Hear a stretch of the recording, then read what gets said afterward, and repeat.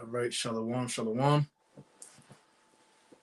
First and foremost, I want to give all praises unto Yahweh, Bahasham, Yahweh Shai, Bahasham, Racha, HaKodash, giving double honors unto the apostles and elders of Great Millstone who do rule well. Peace and salutations into the hopeful elect scattered abroad. It's your brother Tazapanya back at it again with a lesson. All right, a sermon through the spirit and power of Yahweh Bashem Yahweh Shai.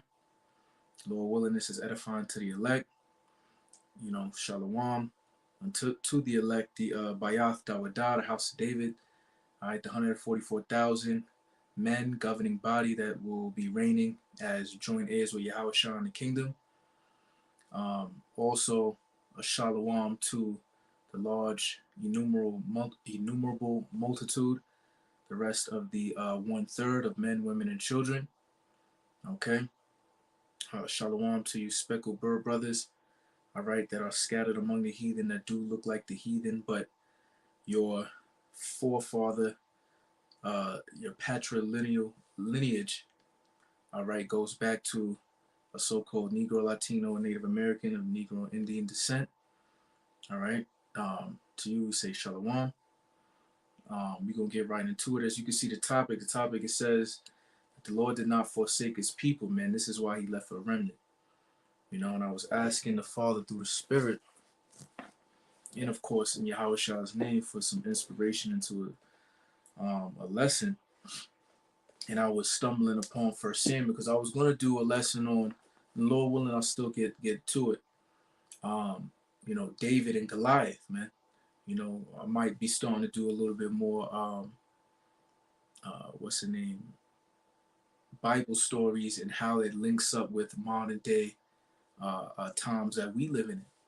Because in the spirit, David is what? David is,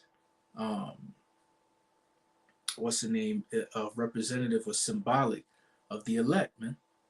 All right. And Goliath is representative of the beast. You see, the elect would be the tabernacle of David being risen up. All right. That seems to be small in number. All right. But has the faith to overcome Goliath or the beast. All right. Which would be, NATO, EU. All right. The revived ancient Roman Empire. All right, as you see being pushed by America, the great whore that sits on top of it, Babylon the Great. But I wanted to go into this topic. You see what I'm saying? Because as it relates to us coming into Jacob's trouble, we about to see shit that we've never seen before, and I cannot reiterate that enough, man. All right, this time that we coming into, you see what I'm saying, is going to be as serious as a heart attack, as they like to say. All right, you know, because a heart attack is serious. All right, that shit could kill you, man. And Jacob's trouble is going to be a purging instrument for Yahweh Ba'Shem Yahushua on the left hand side, and we are trying to hide ourselves from that evil. You see, so we're gonna start in First Samuel. This is chapter 12, verse 22, and it reads, "For Yahweh will not forsake his people for his great name's sake, because it hath pleased Yahweh to make you his people." You see that right there? So it pleased the Heavenly Father, all right, the Father of spirits, the King of terrors, the architect of the universe, to make you so-called Negro, Latino, Native Americans, and you Israelite foreigners, all right, his people, man. It was great pleasure. Okay? All right? And he did not forsake us. So I want to go, let's get this, as you can see right behind me in the concordance. We're going to get that word forsake, and then we're going to get that word pleasure, and then I'm going to prove it to you, because, these Christians, wacky tacky Christians, would like to use supersessionism or replacement theology as if somebody that is a non-bloodlined Israelite can automatically become an Israelite and be some spiritual Israel. That's false. All right. And that's a heresy according to the scriptures. Okay. So when we go to forsake, let's look up the word forsake. And I could do it on my iPad right here, but there's something about the written word. Forsake now, 1 Samuel 12. So it's 52:03 in the Hebrew. We go to 52:03. 52:03, and it reads Natash, right? A primitive root, properly to pound, to smite. Ooh. An example, smite by implication, as if beating out, and thus expanding, to disperse, also to thrust off, down, out, or upon, including reject, let alone, permit, remit, cast off. All right, remember that word cast off. Drawn, let fall, forsake, join, battle, leave off, lie still, loose, spread self abroad, stretch out. So now, when it reads, for Yahweh will not forsake his people for his great name's sake, the Most High is not going to pound his people. It's not going to smite his people. It's not going to beat out his people. It's not going to thrust off his people. All right. Now we know what he is going to do that, but he keeps a remnant. So he still has his people. This is why 1/3 of his people are going to be saved and 2/3 are going to be cut off in the land. Let's get that real quick just to prove that, then we'll get back to the point. This is the book of Zechariah, chapter 13, verse 8. And it shall come to pass, right, future prophecy, that in all the land, saith Yahweh, 2 parts therein shall be cut off and die. All right? Beat, pounded, smite, right? But the 3rd shall be left therein. Okay? So the 3rd being left, meaning to live, man. Because it said, through extrapolation, 2/3 is going to be cut off and die. You see? So it said that he won't forsake his people. He's not going to forsake who? The remnant, man. And this is the whole point of our diligence, all right, of showing charity to the brotherhood, all right. Well, first and foremost, that what the law, hangs upon the 2 pillars: loving the Most High with all our body, mind, heart, and soul, and loving our brothers, our neighbors as ourselves, because it's talking about fellow Israelites, man, and specifically those in the truth, man, the little ones, all right, in the faith, man. Okay. So yeah, so now let's go to that word pleasure, right? Because it's no please, it said please, right? Because it pleased him to make us, man. All right, and you have to really meditate on that, because we don't deserve deliverance, right? Because it's not through our works, it's through the election of who he calleth, pursuant to the book of Romans chapter 9, man. All right. Because when you look at your life, especially when you was in the world, man, you went off. You done wickedly. You missed the mark. All right. You deserve death. However, the Most High has kept you or preserved you to understand this truth, which is a tall tale sign that you of the hopeful elect, man. All right. You understand that you are an Israelite, the chosen people of the Most High power. You know his true name. All right, Yahweh, he exists. Yahweh Shai, he delivers. All right, the name of the Son. All right, Salakia. So I'll go to please. 1 Samuel. Was it please? Oh, pleased. It's D. 1 Samuel 12:22, 29:74. So if we go to 2974, we're going to get 2974. It says Ya Allah, or Ya Ya'al. All right, Ya Allah or Ya'al. And it is a primitive root, probably rather the same as 2973. So we'll read that too. Through the idea of mental weakness, probably to yield, especially assent, hence possessions to undertake as an act of volition, say, begin to be content, please, take upon, willingly, would. And it goes back to be slack, to be foolish, dope, become, do foolish, foolishly. Okay? So meaning that, he he should, in a sense, cut us off for our wickedness, man. All right, but he's slack, man, when it comes to the mercy, all right, that he has with the people that he loves, man. It's a pleasing thing, man. All right, he is content, all right, with the promises that he made with Abraham, Isaac, and Jacob. Okay, so now let's put this back up. So I'll read it one more time, and then I'll prove it in the New Testament. This is the book of 1 Samuel chapter 12, verse 22. For Yahweh will not forsake his people for his great name's sake, right?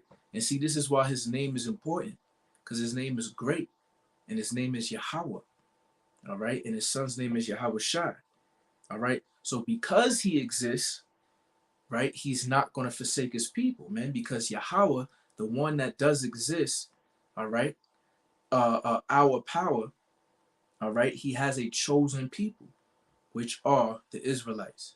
All right. Because it hath pleased Yahweh to make you his people. Now, if we go to the book of Romans, chapter 11, we're going to do Romans chapter 11, verse 1. So this is Paul talking to the Israelite foreigners that were gathering in Rome. Okay. And it reads, I say then, hath Yahweh cast away his people? So remember, when we looked up forsake, one of the definitions was cast away, right? Not natash, right? Yahweh forbid, for I also am an Israelite of the seed of Abraham of the tribe of Benjamin. You see? So Paul is letting the Israelite, this is how you know the book of Romans was written to Israelites, because he's telling to the Israelites, that he didn't forsake you, even though most of you are in your Gentile state of mind, right? You were heard of the, how do I say, the gospel, all right, of Yahweh Shai, and you believed, all right, which means that what? You were Israelite, man. Okay? So he was like, yo, he didn't cast you away, all right? Because he's come to bring the house back together. The two sticks, Ezekiel 37, one for Judah and his companions, one for Ephraim and his companions. Because a house divided against itself shall not stand. You got to know the history, man.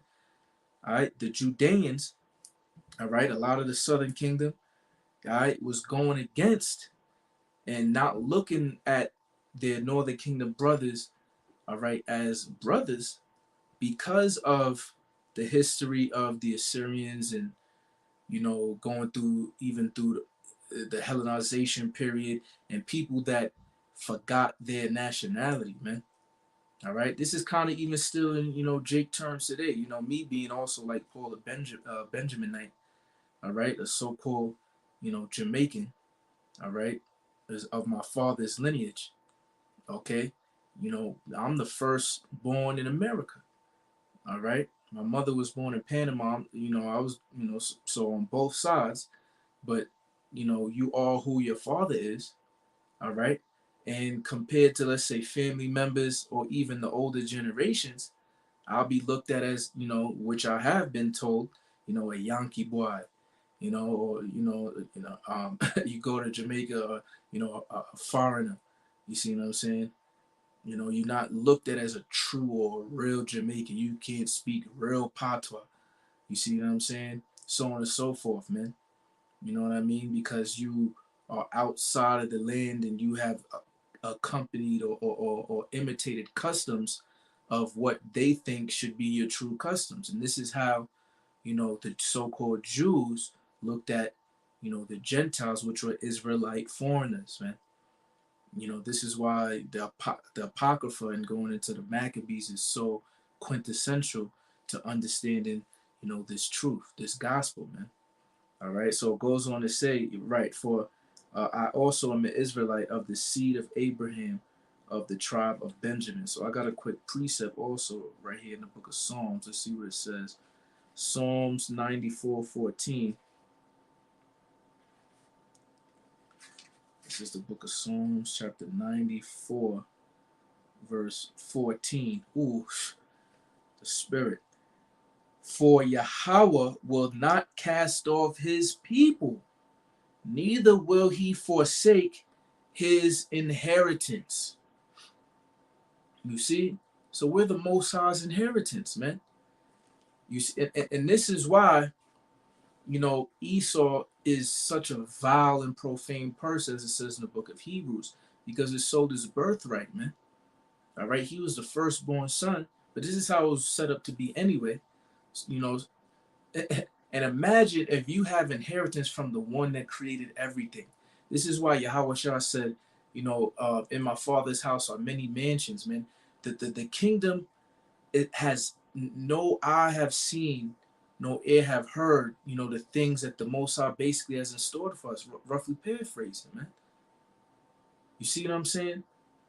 Uh, that's, imagine being, I don't know, and this is just a rough example, a son and the only son, let's say, of Floyd Mayweather, all right? And the father ready to give you inheritance. You know how much stuff you're going to inherit? Or let's say a son of a Rothschild, all right, one of the Amalekites. You know how much you're going to inherit? You see what I'm saying? So imagine us being the sons and daughters of the living power, man, the creator. Do you know? See, we don't know. But we get comfort in the scriptures knowing that we are his people, man, because he didn't cast away all of his people, man. He cast away a certain 2/3, and even them are going to get reincarnated back through the loins of the elect, because all Israel shall be saved, Israel shall be justified. Okay, so it's always about that remnant. All right, so now just to prove that, let's go to Isaiah chapter 1.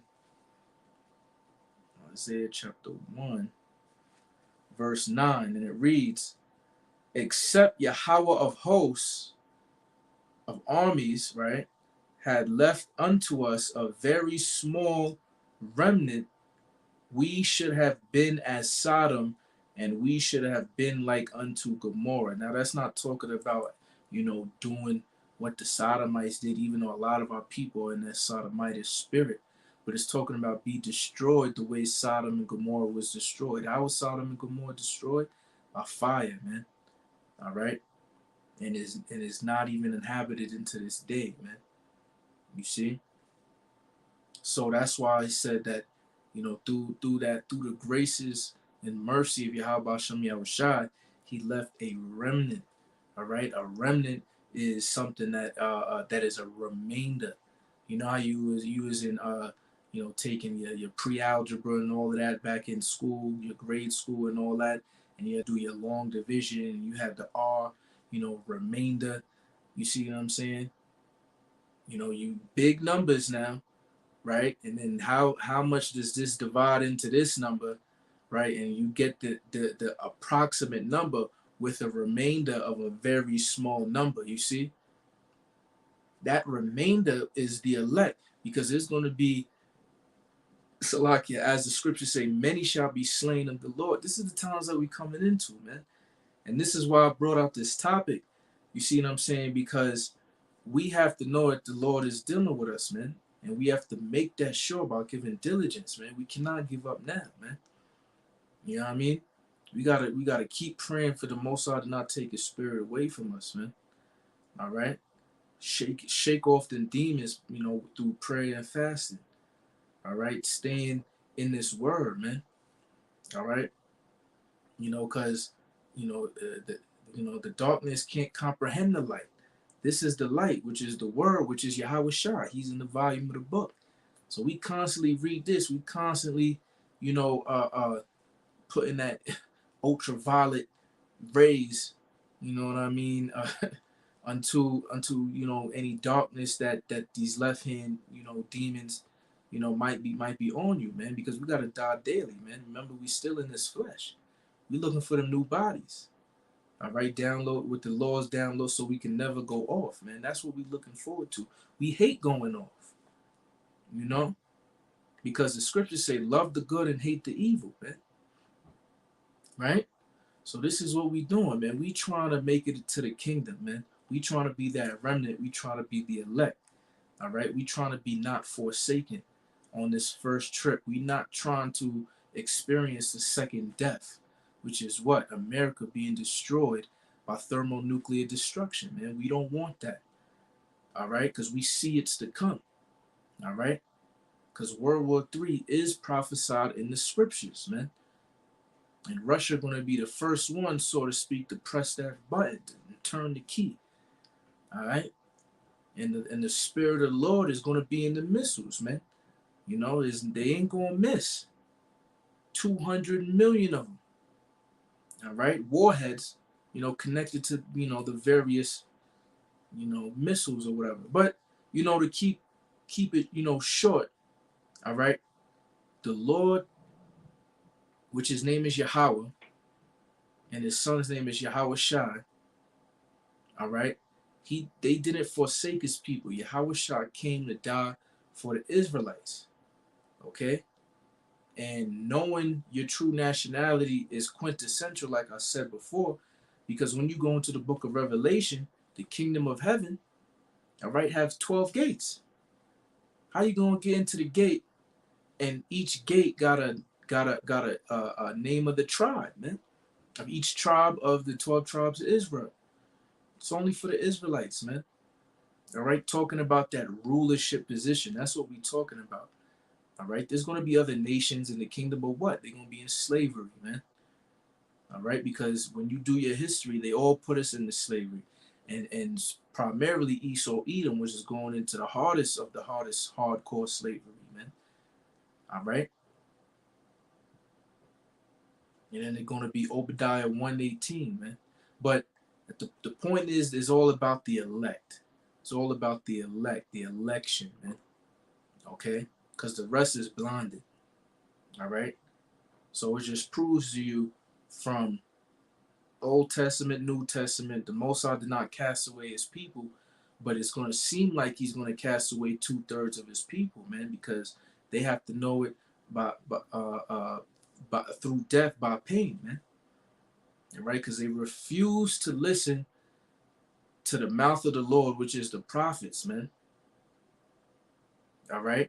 They're going to take that chip, and there is no coming back from that. All right? And even before some of them take that chip, a lot of them is going to be caught in derision. All right? Be a laughing stock and ridiculed, all right, by, how the environment of how Jacob's trouble is going to be, man. You men, all type of different type of ways that they gonna die.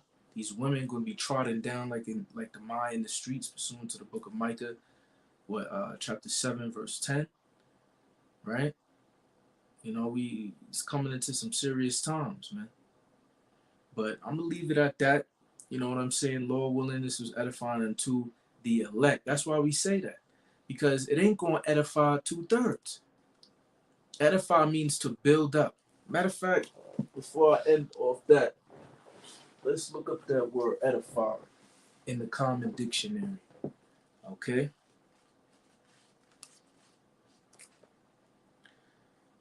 And this is in the Merriam-Webster dictionary. We're going to look up the word edify. Edifice, edification.